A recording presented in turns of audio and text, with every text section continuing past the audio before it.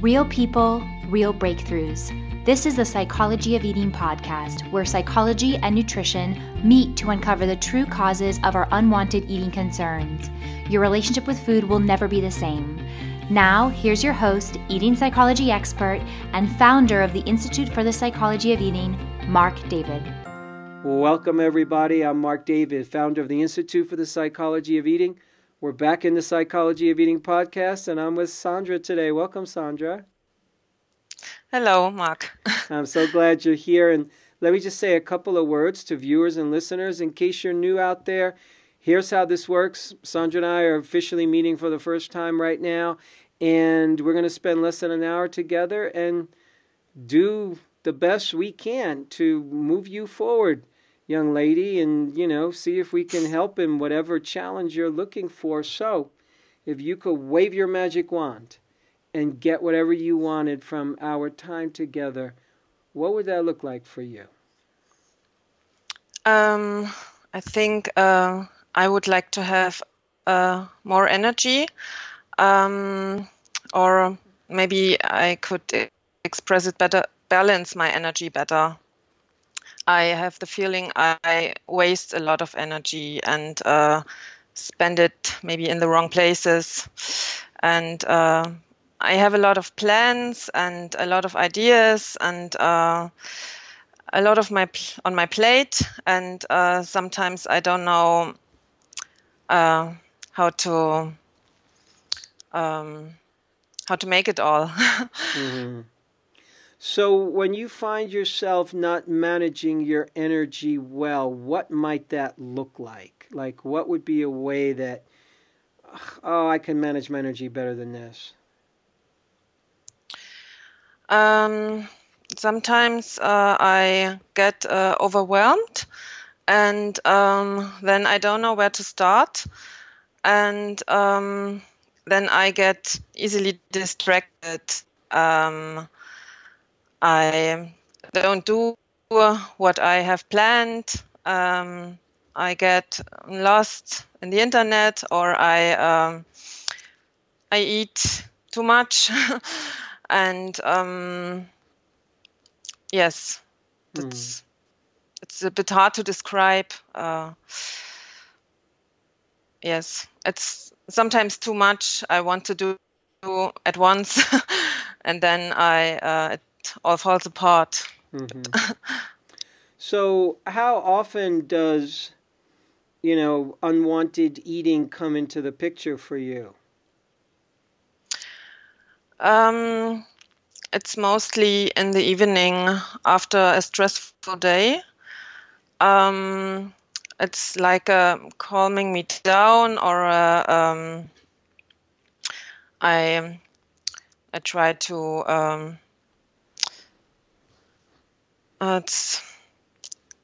after the hard day, to treat myself and to get rid of all the tension and the stress.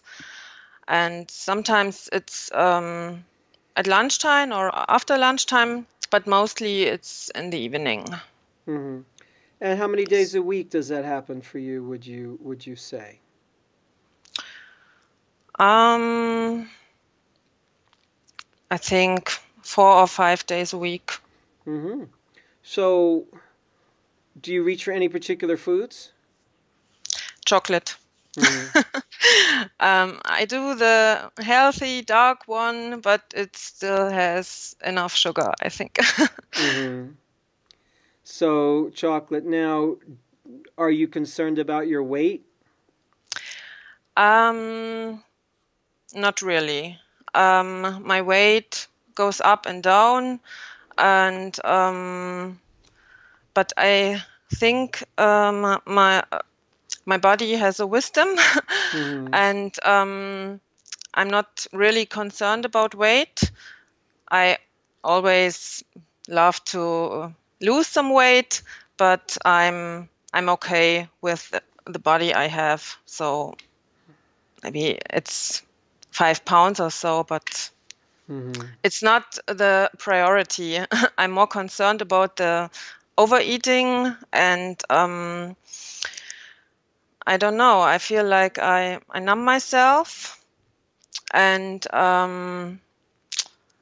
I don't have the energy for the things I want to do by overeating, because my body requires the energy for digesting, I think. Sure. Yeah, that makes total sense. So at night after you've eaten or you've overeaten, what's usually the feeling afterwards? How would you describe what you're feeling? It depends on how much it was. Mm-hmm. And if it was very much, then I feel guilty, and I'm disappointed by myself, and I feel full. And yes, a bit like paralyzed, and sometimes not able to do something but rest. Yes, and yes, disappointed by myself often. Okay, so let me just that's a good juicy answer. So I asked you at night after you overeat, how might you be feeling? You said, so let me just repeat this back to make sure I got this right. You said that, well, depending on how much, if I ate a lot, I could feel guilty. I could feel disappointed in myself. And all of a sudden I'm kind of tired and all I could do is rest and not do anything because I got all this food in my system, So does that describe what you said? Yes, pretty much. Okay. When was the first time you remembered having a relationship with food that felt a little challenging? Very early in life. Yeah? How old were you? I think about 10 or 12. I started my first diet. What do you think, in your opinion, made you start that first diet? I always felt that I was not really fat, but I felt not good looking. My mother was very slim and skinny, and so was my sister. And I was always kind of jealous, and I wanted to be more like them. Yes. So you started dieting, and did anybody know you were dieting?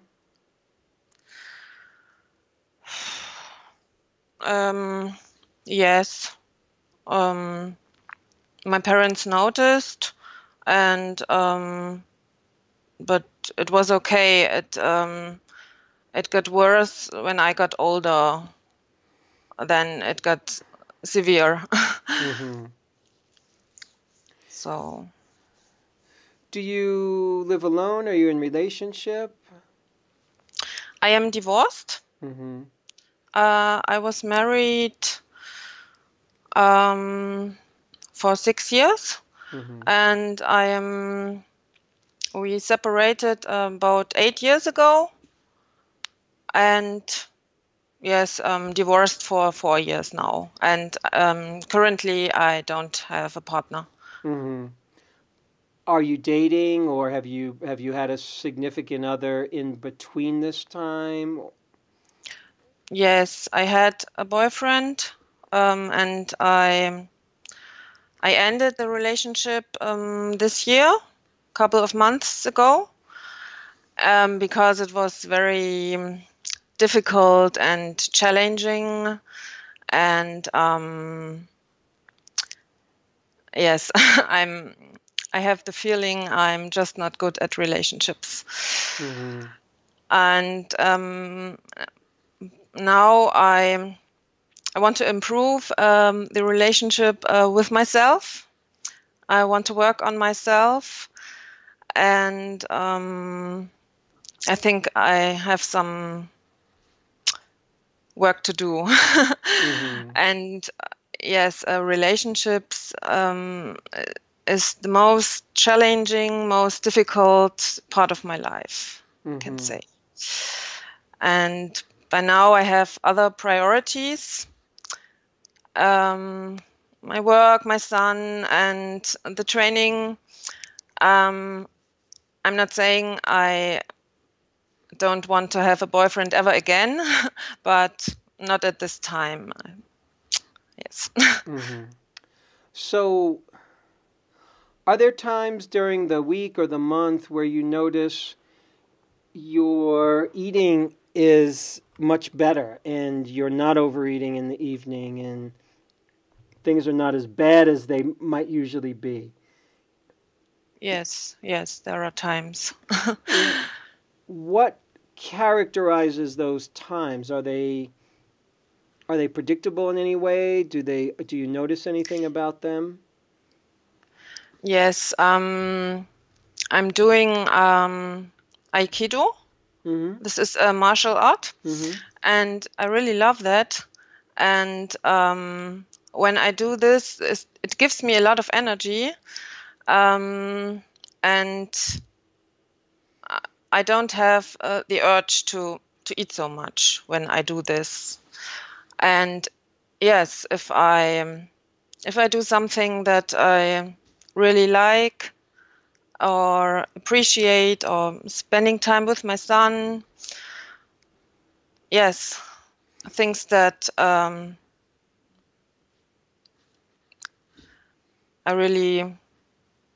like. Yeah. Yes, or watching a movie. It's when I'm more relaxed, because eating too much is pretty much related to stress. Yes. Yes. I noticed. Mm-hmm. Yes. That makes sense. So, are you doing most of the parenting? I do a lot, but my ex-husband also takes care, Mm-hmm. and my son is regularly at his place. I do a bit more, yes, but we get along very well, Nice. and we're friends, Mm-hmm.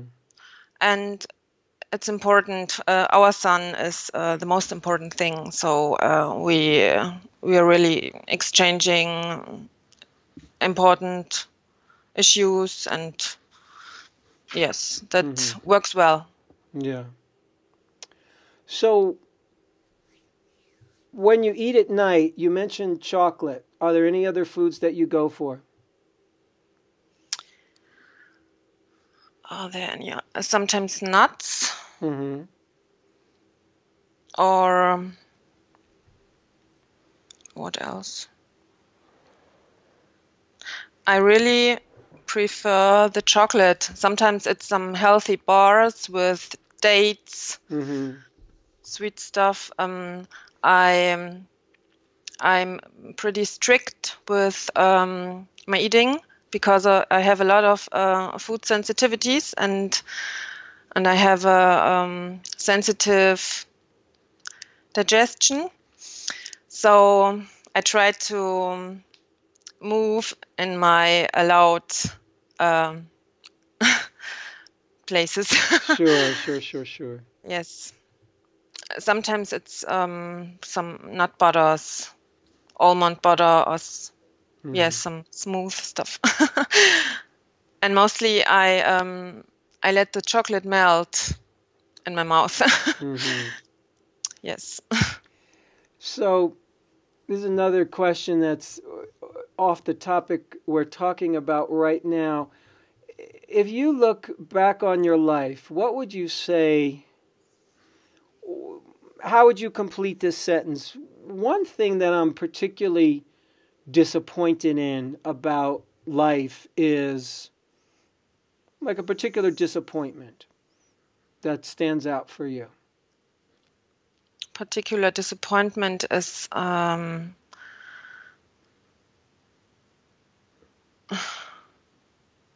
the work that I'm doing. Mm-hmm. That I couldn't do what I would have liked to. Mm-hmm. So disappointment around work. Yes. Yeah. Yes. I don't really like the job that I'm doing. Mm-hmm.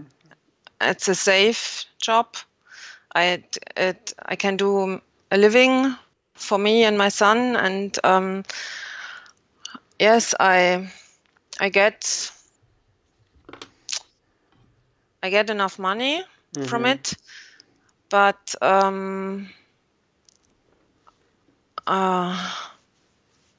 I don't really like what I do, and I would like to do something else. And yes, it's exhausting. Mm-hmm. Mm-hmm. Yes. Yeah. And I'm kind of afraid to leave it because of the security. Sure. The- That makes total yes. sense. It makes total sense. Okay, so Sandra, I've got some thoughts that I would love to kind of share with you. I may ask some more questions, but I've got some good information to sort of get going in our conversation. You started out answering my question. I asked if you could wave your magic wand, Mhm. what would you get out of this session? So the first thing you mentioned is, you would want more energy and then maybe manage the energy you have better. And you kind of said, I don't know that I manage my energy so well. And then we, talked about eating at night and how that happens, and that can send you into a lot of guilt. And it could definitely kind of drain your energy and set you back, and you understand why you're doing it. It's like a stress reduction. It makes you feel better at the end of the day. It's totally understandable. So I want to do something a little different with you. I want to give you a different context or interpretation of your experience. So you experience your life in a certain way because it's you and it's your life, and you experience it and you decide certain things about it, which makes sense because you're the expert on your life. I'm the expert on mine. And sometimes we don't see clearly, sometimes we do. So here's what I want to say. I want to put some different words around your story, and we'll see if this is helpful. So when you say, I want more energy, or I want to learn how to manage the energy I have better, what I see comes before that is that my guess is you're a very sensitive soul. Yes. You're a sensitive soul, you have a sensitive body, and unfortunately what I think happens in this world is we don't distinguish and appreciate the sensitive souls. We don't really understand it. It's a different species of people. There are some humans that are very hardy. You can throw them into all kinds of environments and toxins and stresses, and they just handle it better. Their Yes. bodies are a little Yes. stronger, and they deal with it better. They're not necessarily better than a sensitive soul. A sensitive soul is not worse than them. It's just different. So what happens is, and when I said you're a sensitive soul, you shook your head, you agreed with me. So you're going to be experiencing a different set of conditions in life compared to the average person. So we want to, so I want to see you through that lens, and I want you to see you through that lens. So sensitive souls have more of a reactive body, meaning the body will react to things that don't serve it or that the body doesn't like or that irritate the body. On one level, all that is body intelligence. It's your body saying, this ain't good for me.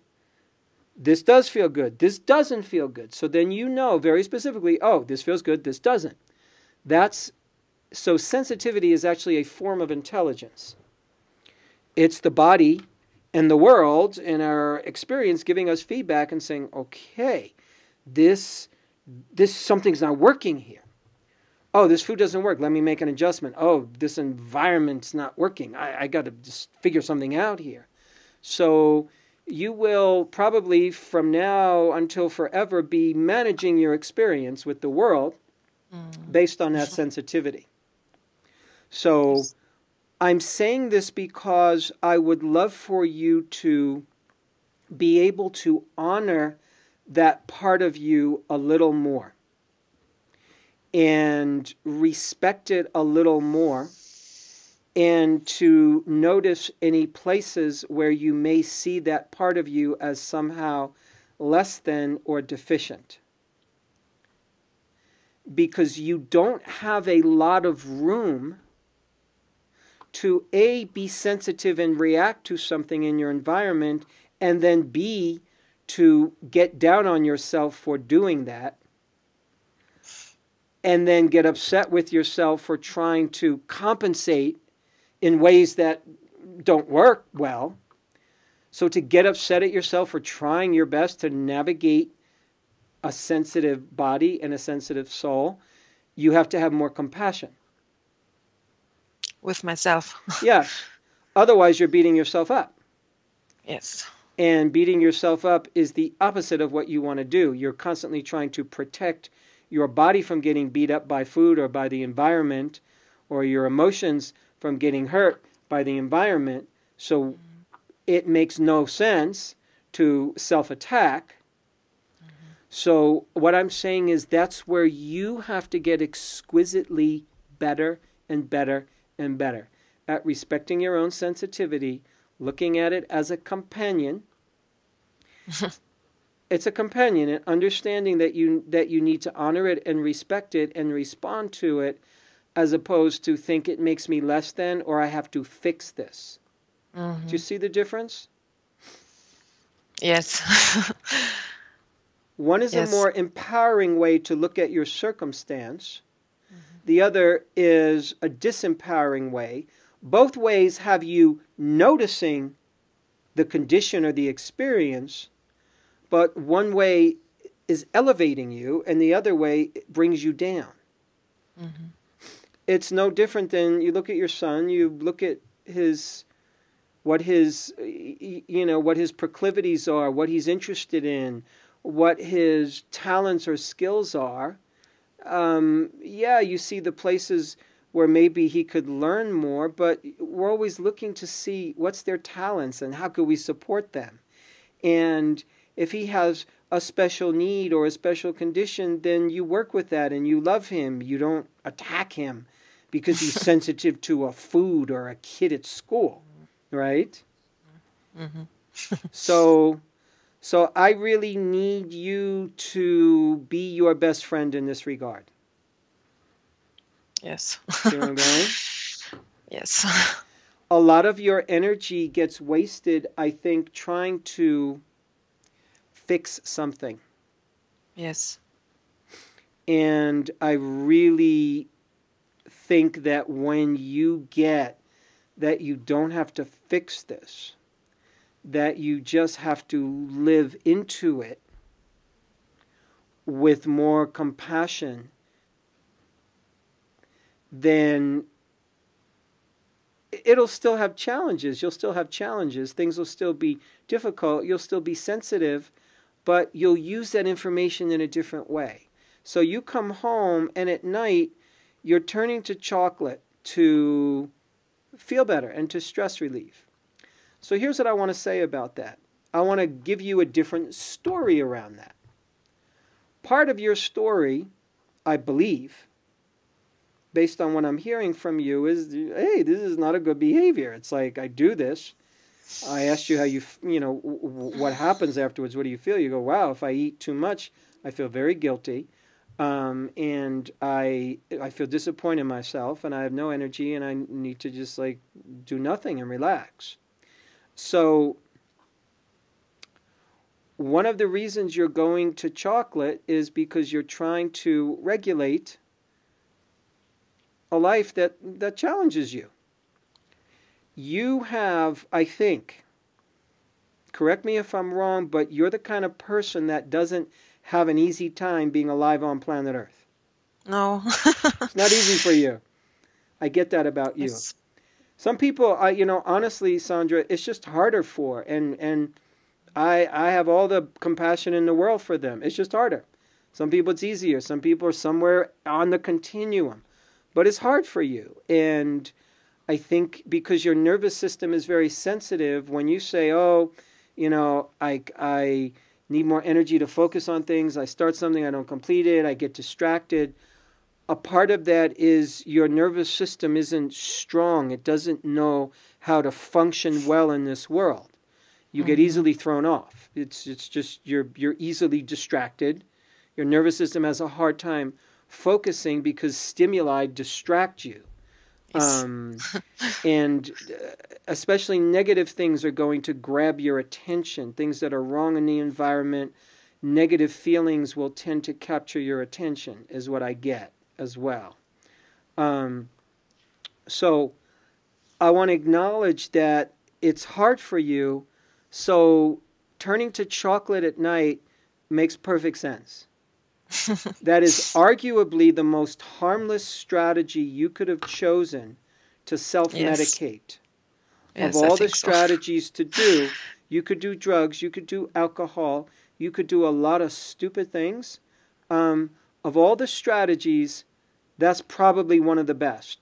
Eating a bunch of dark, healthy chocolate, even if it's too much, or eating some nuts, in the scheme of things, it's okay. It's not affecting your weight in a dramatic way. No. Nor is it probably affecting your health in a dramatic way. What it affects is it affects your self-esteem. And it also affects your sense of like, hey, I want to be moving forward here. I want to be getting better at this, but I'm not. So you get disappointed. So what I want to also suggest to you is the feelings that come up for you. I want you to try this on. The feelings that come up for you after you eat too much chocolate at night are the feelings that are kind of there anyway. They're kind of there. If I could get in there somehow and see the feelings that are there even when you haven't eaten any chocolate, I suspect that somewhere in there there's this feeling of I'm disappointed.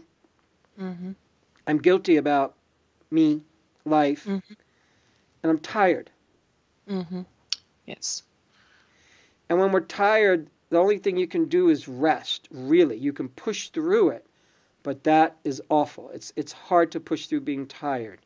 You're probably not great at pushing through when you're tired. You really feel it. It would probably affect your mood in a big way. You could probably do it, but it doesn't benefit you in a big way. Yes. So what I'm saying is, for you, the chocolate makes sense. It makes perfect sense. It's a reasonable strategy. And I want you to try to put a different context on it. I want you to look at it not as a terrible thing. And what I would like you to do is to plan on eating chocolate every night. To actually plan it. Okay. Is to say, I am going to do this. I am choosing to do this. Why? Because it actually works for me. It can work for me. I do it anyway. I do it anyway. So now I want you to choose the thing that you're doing because it gives you a benefit. So I want you to learn how to experience the benefit. To actually experience the actual benefit it is giving you. The actual benefit that it gives you some pleasure. It gives you some fulfillment. It gives you gratification. It gives you stress relief. It helps you get in touch with your feelings. Okay. It helps you get in touch with, geez, I'm a little tired. Because I just get from you that a part of you is just a little tired. Yes. And you don't even have to have a reason. You don't have to justify it. You don't need a reason to be tired. You don't need to justify it. You're a little tired. And part of you is a little disappointed. And in life, maybe, in yourself, maybe, a little guilty in yourself, maybe. Perfectly natural. Mm-hmm. So I would almost want you to, when you start to drop into those emotions at night, to start to hold yourself there more, as opposed to get away from it or feel bad that you're creating that. Because what's happening on a certain level is you're actually dropping into yourself. You're actually using the food at night to help you drop into an experience which you need, which is intimacy with yourself. Right now, you need more intimacy with yourself. You're learning how to be in relationship with you. You're learning how to treat you better. One of the ways you treat you better is by being in contact with you. So at night, that's your first time, probably during the day, to just be really in contact with yourself. When you're eating chocolate, that's your time. Yes. Right? So you're being with you. You're being it's you. It's just you and whatever experience you're creating. And the experience you create is an intimate one with this substance, this stuff that makes you feel really good, gives you pleasure, gives you stress reduction, makes you feel good about yourself temporarily, and gets you in touch with some emotions that are under there, which is guilt and disappointment and the feeling of being tired. And the tired in part is physical, but it's also, it feels like an emotional tired. It feels like a little bit of a soul tired. Yes. And it's fine for you to acknowledge, I'm tired. Yes. So before you have more energy, you have to be tired. Makes sense. I think you have to hang a little bit more in being in the experience that you're in, which is fundamentally, there's a part of you that's a little exhausted, that's a little tired, that doesn't appreciate the grind, you're not getting fed being in a job that's not totally in alignment with who you are, even though it gives you the money. It's hard for you because you're a sensitive soul. So right now, you're hitting a point. How old are you? I'm 40. 40, yeah. So 40 is a powerful transition point. And it's a time when we really have to reckon with ourselves. We really have to see ourselves clearly. Yes. And own who you are. So it's learning how to do relationship with you well. You've said that. But doing relationship with you well means you accepting you for who you are. That's the secret. Don't try to make your son be someone he's not. If he's an athlete, let him be an athlete. If he's into cars, let him be into cars. If he's into math, let him be into math. If he doesn't like dancing, don't force him to dance. So let people be. Let yourself be who you are, and who you are is very different. It's a little different. It's more sensitive. True. It's more sensitive, and you're just a sensitive soul. So you have to learn how to embrace you there. You have to learn how to love you a little bit more there and hold yourself a little more there, as opposed to what's happening right now is you're still resisting that part of yourself. And now that you're 40, what I'm saying to you, this is very important. If you take away nothing else from this conversation, now that you're 40, now that you're at that point in your life, you must embrace this part of you. Embrace it to the point where you love it, you honor it and respect it, and you see it as your power, not as your deficiency, not as your weakness. I can identify this in you because I'm the same way. So I'm a sensitive soul too, but I learned how to work with that. Plain and simple. I live out in the country. I don't like living in a city. It doesn't work well for me. It will completely decrease my efficiency as a person, as a human being. You would not like me if I lived in the city. I wouldn't like me if I lived in the city. So I learned certain things help regulate me. Environment regulates me. Certain kinds of people help regulate me better. Certain foods help regulate me better. Certain ways of being with myself help regulate me better. Yes, yes, yes. So that's what I'm asking you to do, but it requires that you stop trying to fix this part of you or avoid it, and you fully embrace it, and you start to see, you ask yourself the question, you say, Sandra, how is me being a sensitive soul, how is that a gift? How is that a gift? How is that a grace? How is that a gift? Tell me. I sense a lot of things. I'm a good empath. I can listen, and people like to be around me, and they like to tell me their stories, and they just know that I'm very understanding, and other people appreciate my sensitivity. Yes, and how is it a gift? Yes, there are. I'm very aware of myself, of other people, of their feelings, and yes, sometimes it's a gift, but sometimes it's hard. Yes. And sometimes it's hard for me to how to express that, to set borders. And I notice that I need a lot of me time. I really love to be alone, not always, but when I'm among people and there's a lot of different energies, I feel I have to spend time with myself and recharge myself. Yeah. You know what I mean?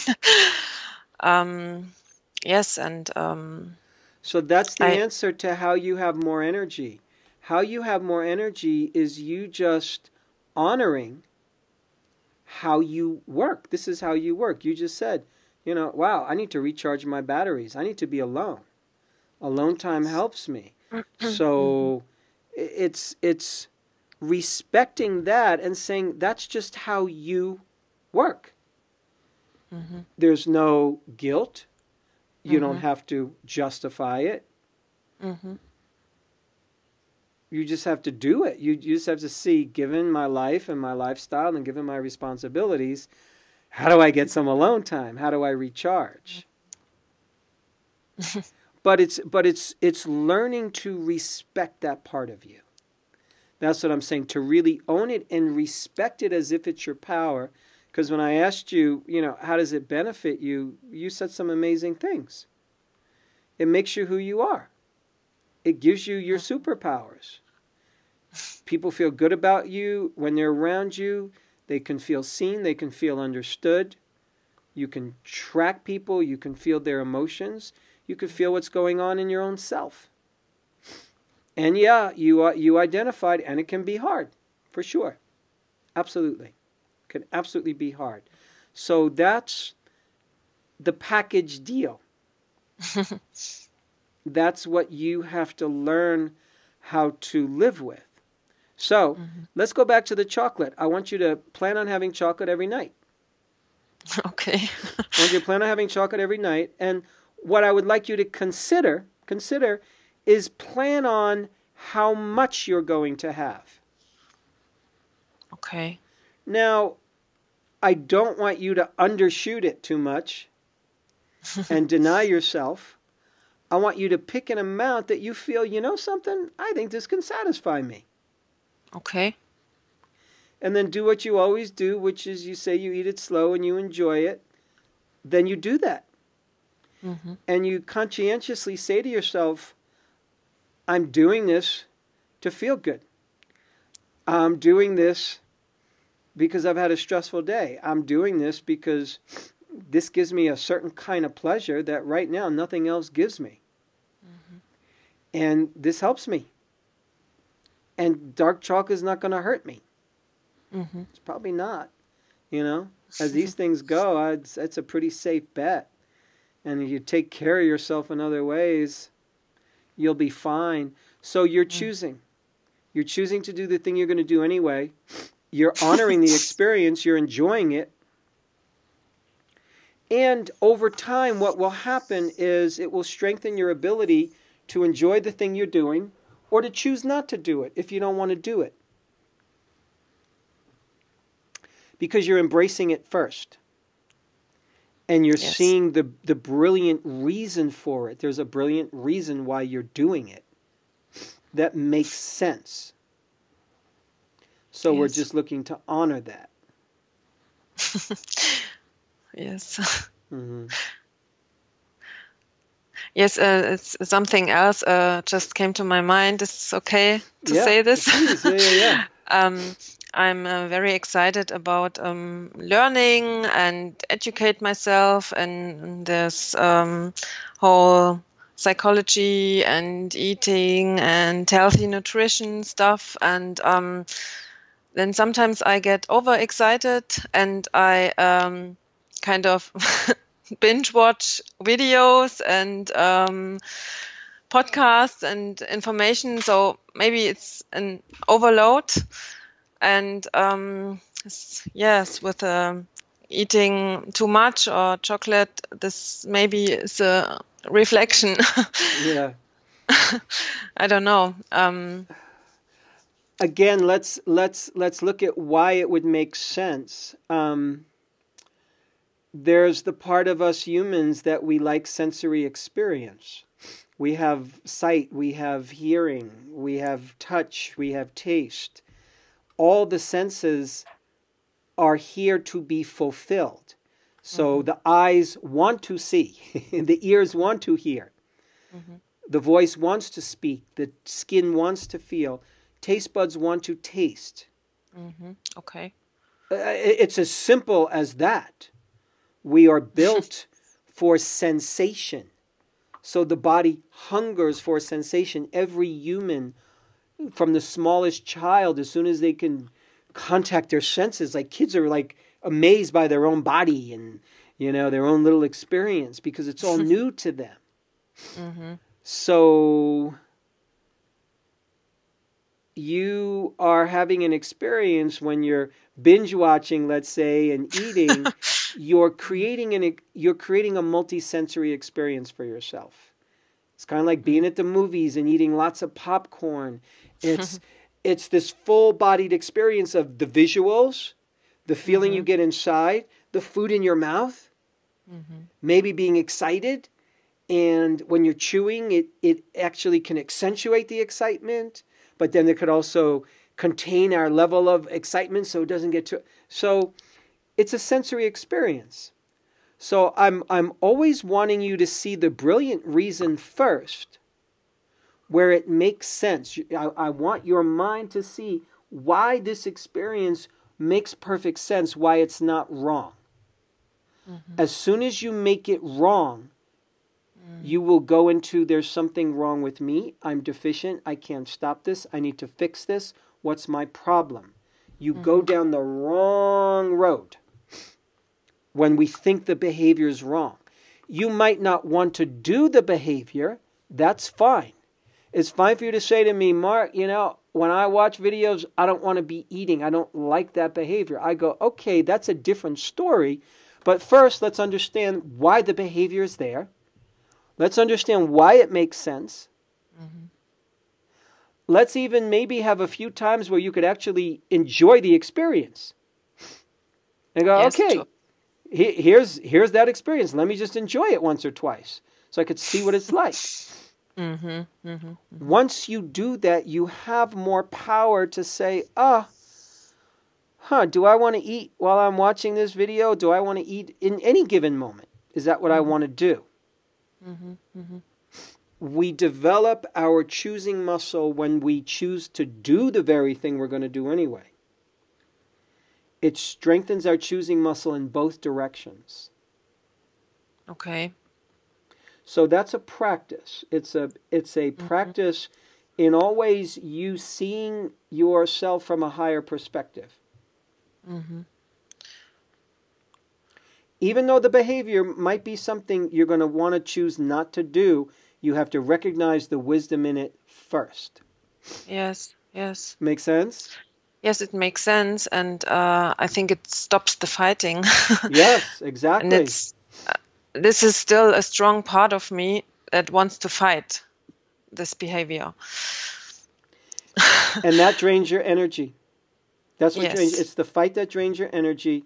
And if you're a sensitive soul to begin with, self-attack and self-fighting really drains your energy. It does. It really drains your energy because Yes. you're busy trying to deal with the world, with the way the world can give us stimuli that we don't like. Now you have to defend yourself against your own self. That's not fun. That's the No. last person you want on the other team. So, yeah, we're letting go of the fight. When you let go of the fight, you'll have more energy. And at the Yes. same time, it's okay to be tired. Part of what you're tired of is you're tired of the fight and the struggle. Probably. That's a big piece of what's tiring you is the very fight and the struggle. You think the fight and the struggle is what's going to get you out of the tiredness and out of the disappointment and out of the guilt and into a better place. No, the fight only makes it worse. So that would be a huge shift for you to make.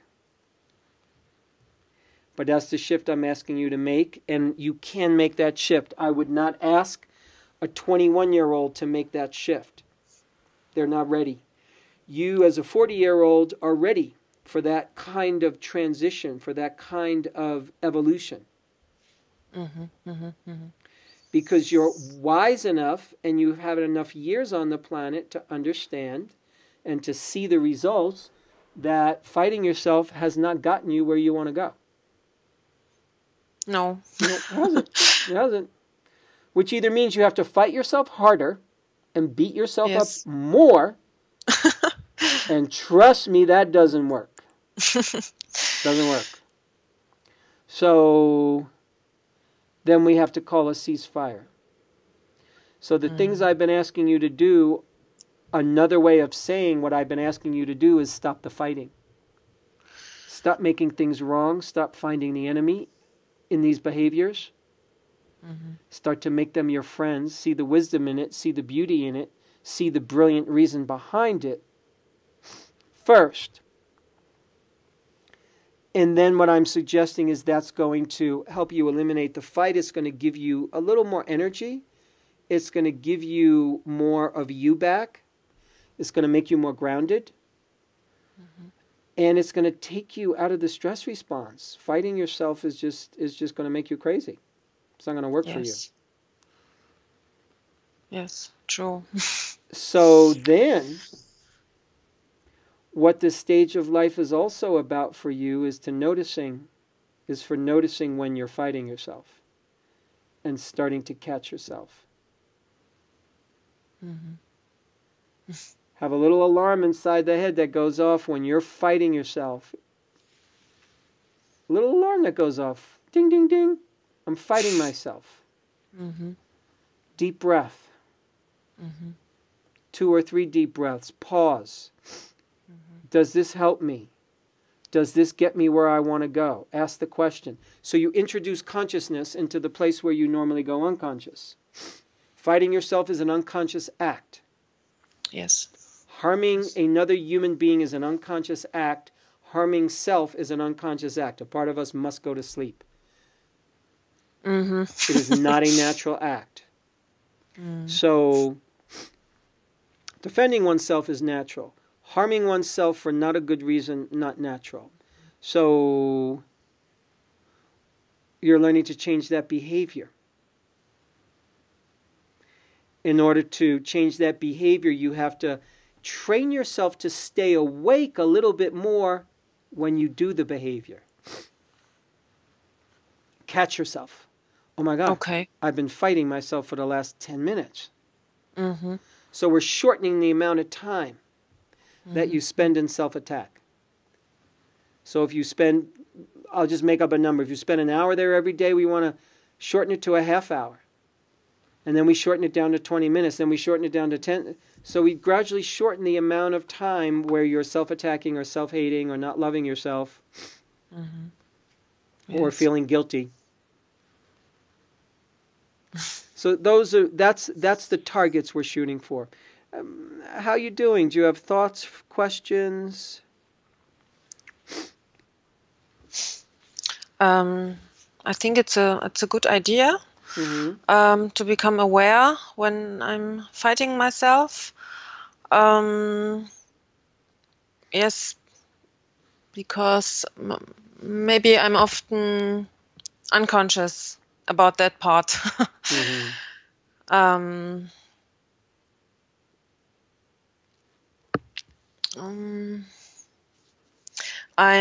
You said some time ago, I'm in a transition time, and that's true, because I would like to get out of my job and do something different, and this is really challenging, and yes, it requires a lot of courage and also energy.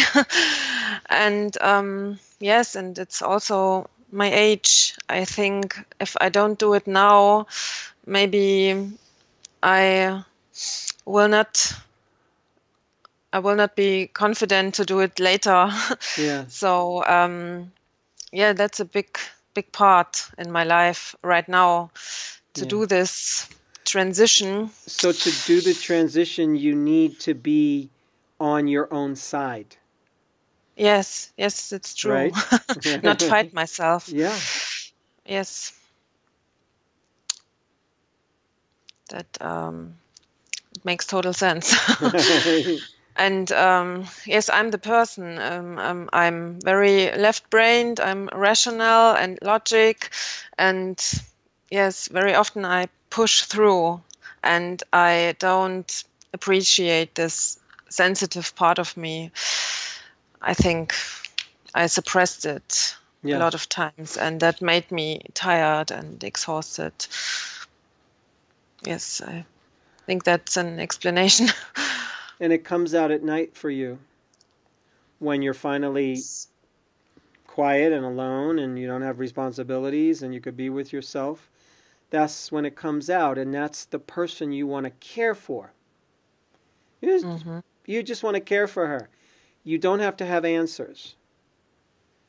You don't have to know, okay, here's exactly when it's all going to be okay. You just have to love that part of you like you would love you love your kid. You don't tell your kid, okay, well, I'm going to love you more when you're like taller or shorter or gain weight or lose weight or whatever. You probably don't say that to your son. No. Nor should you say it to yourself.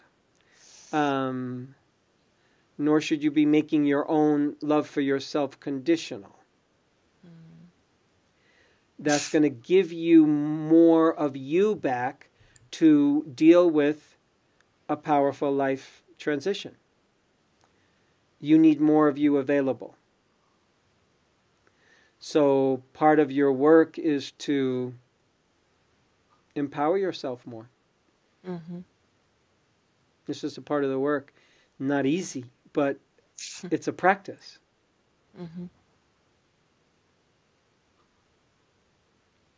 Yes. So how you feeling? You feeling?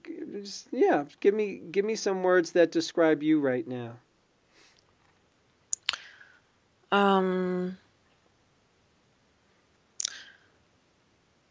Yes, I feel a bit overwhelmed. And I realized that for a long time, I have been really hard on myself. And it's not so easy to let it go, because it's behavior. It's one thing to acknowledge it, and the other thing to change it. And is I'm a person. If I could, I would change it right now. And and I think, okay, Mark said this to me and it made sense, and now I'm gonna change it at once. And maybe it's a good thing to observe myself Exactly. better, and to become more aware when I'm in that place of self-judgment, and be hard on myself. And yes, I think it's a good practice. Yes, well said. To be kinder. Yes. Yes. That's something you must do to move forward into the future. You have to do it. And it's a practice, and it's not going to happen overnight. But give it spaciousness, give it time. And, even the overwhelm, I think what happens for you is sometimes overwhelm might be a little bit of a default place that you go to. And overwhelm, I'm just going to leave you with this. It's a, for you, I think what happens is you get excited. And your mind wants to figure it out. And you want an outcome. So you're excited, your mind wants to figure it out, you want the good outcome, but because the mind can't figure it out, it cannot figure out how to do it all this quickly, but you're all excited about it, the way you end up translating that in your system is, oh my God, I'm in overwhelm. So this is kind of what I've been thinking in this whole conversation is you often interpret your experience in a way that doesn't fully honor and serve you. So what I'm saying is you're probably less in overwhelm, you're more in a little bit of excitement, and you're in a little bit of, I want to fix this fast, but I can't. So then your default place is, oh, well, I'm overwhelmed. And I'm asking you to pause there and say, you don't have to, after we get off this conversation, I would even spend some time trying to not even think. I would spend some time not even thinking and just notice how you feel. Yes. And not try to figure anything out and not try to create a plan. Okay? Wait a few hours before you do that.